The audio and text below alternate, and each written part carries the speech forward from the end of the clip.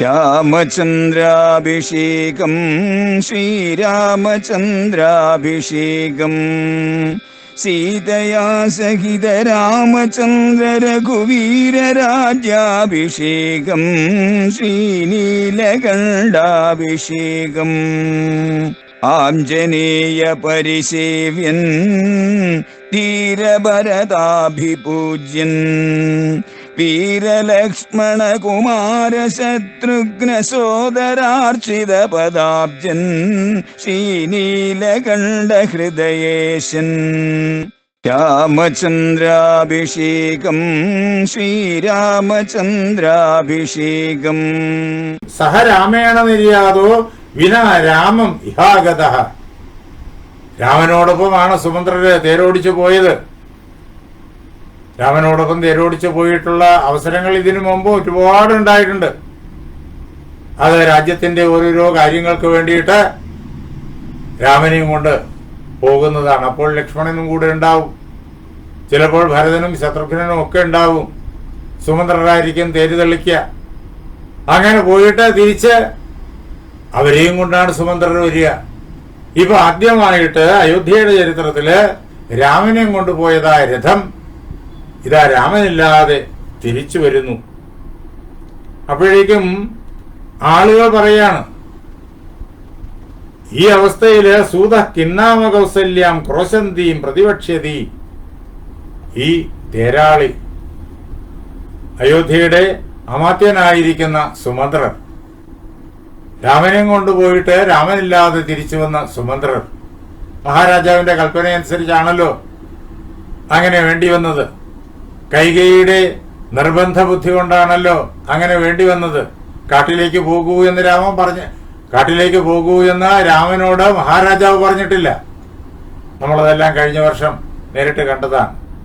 നീ എന്നെ ബന്ധിച്ച് രാജാവാകൂ എന്നാണ് മഹാരാജാവ് ദശരഥൻ രാമനോട് പറഞ്ഞത്. രാമൻ പറഞ്ഞു, ഇല്ല, അച്ഛൻ സത്യപ്രജ്ഞനാക്കണം, അതാണ് എനിക്ക് പ്രധാനം. അച്ഛന്റെ പ്രതിജ്ഞ ഒരിക്കലും നിറവേറ്റപ്പെടാതെ പോകരുത്.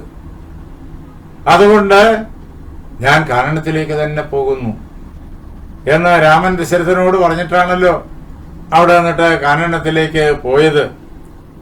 ഇങ്ങനെ ദശരഥൻ പറയാതെ തന്നെ കൈകേയി ദശരഥനോട് ആവശ്യപ്പെട്ടതുകൊണ്ട്, പ്രതിജ്ഞ ചെയ്യിച്ച് ആവശ്യപ്പെട്ടതുകൊണ്ട്, അതറിഞ്ഞാൽ മാത്രമേ രാമൻ പുറപ്പെട്ടതാണ് അച്ഛൻ സത്യപ്രതിജ്ഞനാകാൻ വേണ്ടിയിട്ട്.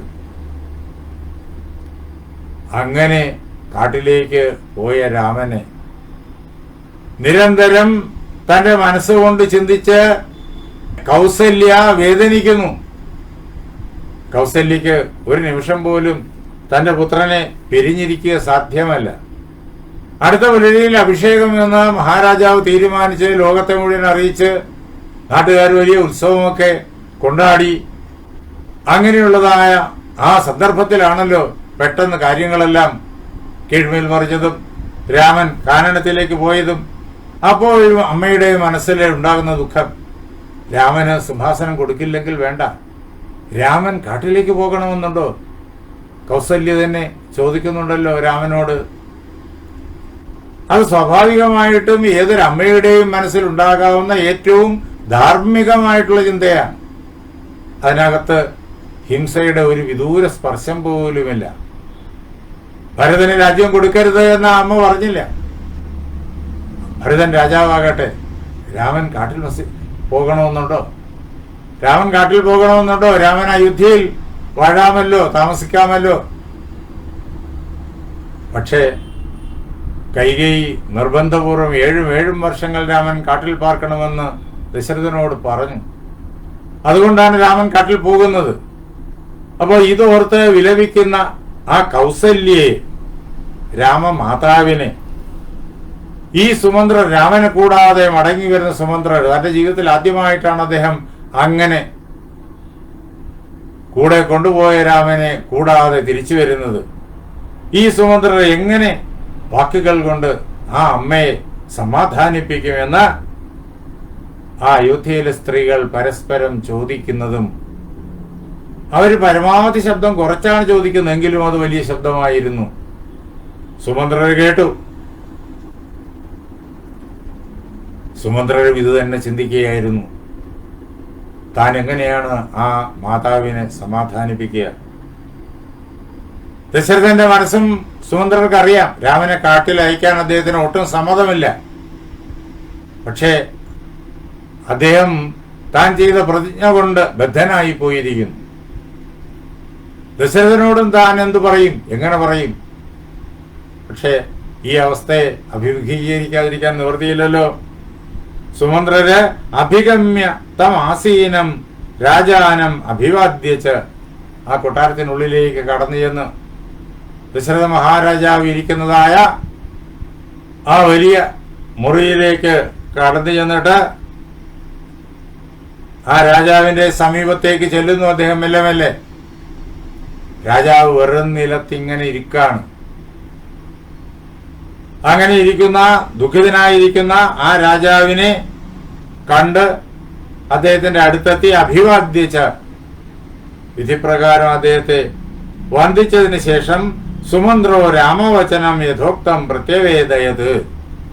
സുമന്ത്രര് ശ്രീരാമചന്ദ്രൻ പറഞ്ഞയച്ചതായിട്ടുള്ള ആ സന്ദേശം ഒരു ലേശവും വ്യത്യാസം വരാതെ അതേ പ്രകാരത്തില് മഹാരാജാവായ ദശരഥനെ കേൾപ്പിച്ചു. ആ അവസരത്തിൽ സ തൂഷ്ണീമേവ തച്ഛ്രുത്വ രാജാ വിദ്രുതമാനസഃ. ആ മഹാരാജാവ് ഒരു മറുപടിയും പറഞ്ഞില്ല, നിശബ്ദനായിരുന്നു. സുമന്ത്രരുടെ വാക്കുകൾ മുഴുവൻ കേട്ടു. എന്തേ രാജാവ് ഒന്നും പറയാതിരുന്നത്? അദ്ദേഹത്തിന്റെ മനസ്സാകെ കലങ്ങിപ്പോയിരിക്കുന്നു. അദ്ദേഹത്തിന് ഒന്നും ചിന്തിക്കാനും ഒന്നും പറയാനും ഒന്നും പ്രവർത്തിക്കാനും പറ്റാത്ത അവസ്ഥയിലായിരിക്കും. തകർന്നടിഞ്ഞ മനസ്സുമായിട്ട് അവിടെ ഇരിക്കുകയായിരുന്നു ആ മഹാരാജാവ്. അദ്ദേഹം സുമന്ത്രർ തിരിച്ചു വന്നത് കണ്ടു. സുമന്ത്രർ പറഞ്ഞ വാക്കുകൾ കേട്ടു, രാമന്റെ സന്ദേശം കേട്ടു, നിശബ്ദമായി കേട്ടു. മനസ്സാകെ തകർന്ന് ബോധം നഷ്ടപ്പെട്ട് മൂർച്ഛിതോ ന്യപതദ്ഭൂമൗ. അദ്ദേഹം മോഹാലസ്യപ്പെട്ടിട്ട് ഭൂമിയിലേക്ക് വീണു. എന്തുകൊണ്ടെന്നാൽ രാമശോകാഭിപീഡിത, ശ്രീരാമചന്ദ്രനെ പിരിഞ്ഞതുകൊണ്ടുള്ളതായ ആ ശോകം മഹാരാജാവിനെ ആകെ തകർത്ത് കളഞ്ഞിരിക്കുന്നു. ദേവലോകത്തിലെ അസുരന്മാരോട് എത്ര തവണയാ മഹാരാജാവ് ഏറ്റുമുട്ടിയത്? അനേക തവണ അസുരന്മാരെ ദേവലോകത്തെ ഉപദ്രവിക്കുകയും ദേവലോകത്തെ കീഴ്പ്പെടുത്തുകയും ദേവന്മാർക്ക് അസുരന്മാരെ തോൽപ്പിക്കാൻ കഴിയാതെ വരികയൊക്കെ ചെയ്യുമ്പോഴാണ് ദേവന്മാര് ദശരഥ മഹാരാജാവിന്റെ സഹായം ആവശ്യപ്പെടുക. അപ്പോൾ അദ്ദേഹം തന്റെ തേരില് അവിടെ ചെല്ലും. ആ അസുരന്മാരോട് അദ്ദേഹം യുദ്ധം ചെയ്യും. അങ്ങനെ ആ പടക്കളത്തെ മുഴുവൻ ഇളക്കി മറിക്കും. ദേവന്മാർക്ക് പോലും പരാജയപ്പെടുത്താൻ കഴിയാത്ത അസുരന്മാരെ മുഴുവൻ മഹാരാജാവായ ദശരഥൻ വളരെ വേഗത്തിൽ പരാജയപ്പെടുത്തിയിട്ട് ദേവലോകത്തെ രക്ഷിക്കും. അങ്ങനെ അനേക തവണ ദേവേന്ദ്രൻ മഹാരാജാവിനോട് തനിക്കുള്ളതായ ആദരം പ്രകടിപ്പിക്കുവാൻ വേണ്ടിയിട്ട് അദ്ദേഹത്തിന് തന്റെ സിംഹാസനത്തിന്റെ പകുതി നൽകിയിട്ടുണ്ട്. ആ പടക്കളത്തിലുള്ള ദശരഥന്റെ ആ രഥ ചലനം അത് കണ്ടിട്ടാണ് ദശരഥൻ എന്ന ലോകം അദ്ദേഹത്തെ ബഹുമാനത്തോടുകൂടി വിളിച്ചത്. ഒരേ സമയം 10 ദിക്കിലേക്കും രഥമോടിക്കുവാൻ ശേഷിയുള്ളയാളാണ് അദ്ദേഹം. അങ്ങനെ അത്ഭുതകരമായിരിക്കുന്ന പരാക്രമത്തിന്റെ ഉടമയായ അദ്ദേഹം ഇപ്പോഴിതാ തന്റെ വിശ്വസ്ത മന്ത്രിയായിരിക്കുന്ന സുമന്ത്രരുടെ വാക്കുകൾ കേട്ടപ്പോഴേക്കും അദ്ദേഹം മോഹാലസ്യപ്പെട്ടിട്ട് ന്യപതദ്ഭൂമൗ, ഭൂമിയിലേക്ക് വീണു. എന്താ കാരണം? മുന്നിൽ നിൽക്കുന്ന ശത്രുവല്ല, ശത്രുവിന്റെ വാക്കുകളോ അവരുടെ പ്രവൃത്തികളോ അല്ല, വെല്ലുവിളികളുമല്ല. അത് ദശരഥന് ഒരു കുട്ടിക്കളി പോലെയാണ്. ഇത് രാമനെ പിരിഞ്ഞതിലുള്ള ദുഃഖം.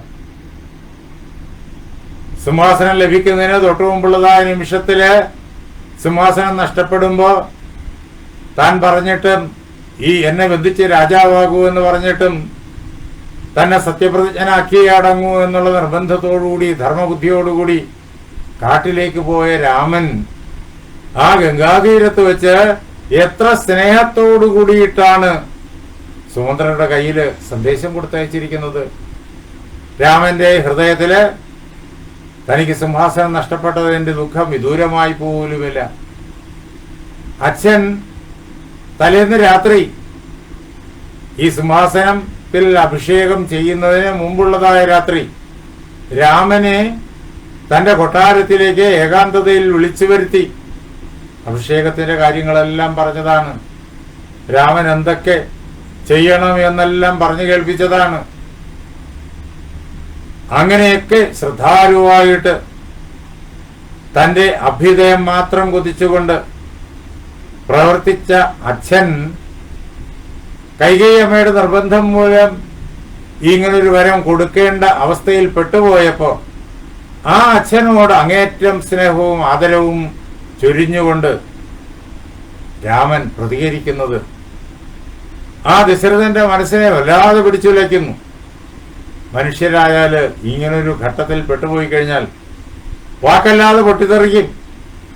ഒരു കാര്യവും വേണ്ടാതെ പൊട്ടിത്തെറിക്കുന്ന ആളുകളെയാണല്ലോ ഇന്ന് നാം ലോകമെമ്പാടും കാണുന്നത്. അക്രമം കാണിക്കാൻ വേണ്ടി മാത്രം ആയുധങ്ങൾ ഉണ്ടാക്കി ലോകത്തെ മുഴുവൻ ദുഃഖമയമാക്കുന്ന ക്രൂര മാനസരായിട്ടുള്ള ആളുകൾ നമ്മളെമ്പാടും കാണുന്നു. ഇവിടെ അതിന്റെ നേർ വിപരീതമായിട്ടുള്ള സാഹചര്യം. പൊട്ടിത്തെറിക്കാൻ സകല അവസരങ്ങളും ഒരുങ്ങിയിരുന്നിട്ടും തന്റെ സിംഹാസനത്തെ തനിക്ക് നഷ്ടപ്പെടുത്തിയ ആ വ്യക്തിത്വങ്ങളോട്, ദശരഥനോട് മാത്രമല്ല കൈകേയിയോടും അങ്ങേയറ്റം സ്നേഹവും ആദരവും. അതാണ് ആ വാക്കുകളിലും പ്രവൃത്തികളിലും. ഇത് ദശരഥന് സഹിക്കാവുന്നതിലപ്പുറമാണ്. ഇതാണ് രാമത്വം. അങ്ങനെയുള്ള ഭരണാധിപൻ നയിക്കുന്ന രാജ്യം, അതാണ് രാമരാജ്യം. ഭാരതം സ്വതന്ത്രമായാൽ ഭാരതത്തിന്റെ ഭാവി എങ്ങനെ കരുപ്പിടിപ്പിക്കണം എന്ന് അനേകം ആളുകൾ അനേകം സന്ദർഭങ്ങളിൽ, ഭാരതീയർ മാത്രമല്ല യൂറോപ്യന്മാരും മഹാത്മജിയോട് ചോദിച്ചു. ചിലര് സ്വാതന്ത്ര്യത്തിന് വേണ്ടിയിട്ടുള്ള ഈ പരിശ്രമത്തെ ആക്ഷേപിക്കാൻ വേണ്ടി ചോദിച്ചു, ചിലര് വേദനിപ്പിക്കാൻ വേണ്ടി ചോദിച്ചു. അങ്ങനെ വേദനിപ്പിച്ച് കളയാമെന്ന് കരുതി. ചിലര് അതിനെ ലോകത്തിന്റെ മുന്നില് മോശമായിട്ട് ചിത്രീകരിച്ച് കാണിക്കാൻ വേണ്ടി ചോദിച്ചു. ചിലര് അറിയാൻ വേണ്ടി ചോദിച്ചു. ചിലര് ഭാരതത്തിന്റെ ഭാവി എങ്ങനെ രൂപപ്പെടുത്തണം എന്നുള്ളതിൽ ആ മഹാത്മാവിന്റെ ദർശനം മനസ്സിലാക്കണം എന്ന ആഗ്രഹത്തോട് ചോദിച്ചു. കാരണം ആ പ്രകാരത്തിൽ വേണം നമുക്ക് മുന്നോട്ട് പോകാൻ എന്ന ആഗ്രഹമുള്ള ഭൂരിപക്ഷം ഭാരതീയരും അങ്ങനെ തന്നെ ചോദിച്ചു. അവരോടെല്ലാം അദ്ദേഹം വിശദമായി അത് പറഞ്ഞു. എന്നിട്ട് അദ്ദേഹം പറയുന്നുണ്ട്, ഇത് മുഴുവൻ ഞാൻ ഒരു സമസ്ത പദത്തിൽ ഉൾക്കൊള്ളിച്ച് പറയാം. അതിന്റെ പേരാണ് രാമരാജ്യം എന്ന്. അതാണ് രാമരാജ്യം. ഇങ്ങനെയുള്ള ഭരണാധിപന്മാർ ജനങ്ങളെ ഈ പന്ഥാവിലൂടി, അഹിംസയുടെ പന്ഥാവിലൂടി, ഐശ്വര്യത്തിന്റെ, ത്യാഗത്തിന്റെ, ശ്രേയസിന്റെ, ജ്ഞാനത്തിന്റെ, സ്നേഹത്തിന്റെ പന്ഥാവിലൂടെ നയിക്കുമ്പോൾ രാമരാജ്യം ഉണ്ടാകുന്നു. ഭാരതം മാത്രം ഇങ്ങനെ സുഖം അനുഭവിക്കണം, സ്വാതന്ത്ര്യം അനുഭവിക്കണം എന്നായിരുന്നില്ല ഗാന്ധിജിയുടെ ആഗ്രഹം. അദ്ദേഹം അത് തുറന്നു പറയുന്നുണ്ട് അനേകം സന്ദർഭങ്ങളിൽ. അന്ന് ഈ ലോകം മുഴുവൻ കോളനി വാഴ്ചയുടെ കോലാഹലമായിരുന്നു. എല്ലാ നാട്ടിലുള്ള ജനങ്ങളെയും അടിച്ചമർത്തിയിരുന്നു കോളനി മേധാവികൾ. അദ്ദേഹം പറഞ്ഞു, ഭാരതത്തിന്റെ മാത്രം സ്വാതന്ത്ര്യമല്ല ഈ പരിശ്രമം കൊണ്ട് ഞാൻ ലക്ഷ്യമാക്കുന്നത്, അടിച്ചമർത്തപ്പെട്ട മുഴുവൻ ജനതയുടെയും സ്വാതന്ത്ര്യം. അടിച്ചമർത്തുന്ന ആളുകളുടെ മനസ്സ് തെറ്റായ ചിന്തകളുടെ അടിമയായി പോയിരിക്കുന്നു. അവരും അടിമത്തത്തിലാണ്. അതുകൊണ്ടാണ് മറ്റുള്ളവരെ ക്രൂരമായി അടിച്ചമർത്താൻ അവർക്ക് തോന്നുന്നത്. അങ്ങനെയുള്ള തെറ്റായ ധാരണകളിൽ നിന്ന് അവർക്കും വേണം സ്വാതന്ത്ര്യം. അവരുടെ മനസ്സ് സ്വതന്ത്രമാകണം.